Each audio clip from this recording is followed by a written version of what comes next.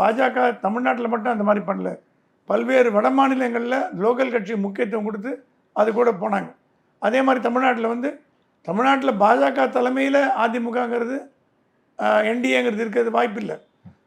அதிமுக தலைமையில் என்டிஏ இருக்க வாய்ப்பு உண்டு, பாஜக தலைமையில் இருக்க வாய்ப்பு இல்லை. ஆகவே அதிமுகங்கிறது ஒரு பெரிய கட்சி, ஒரு 20-25% வாக்குறுதி உள்ள கட்சி. இன்னும் அந்த இடத்துக்கு பாஜக வரல, இனிமேல் தான் வரணும். ஆகவே அதிமுக தலைமையில் போட்டி போடுவதுதான் சால சிறந்ததாக இருக்கும். அது இல்லாமல் தொண்டர்களுக்கு உற்சாகம்.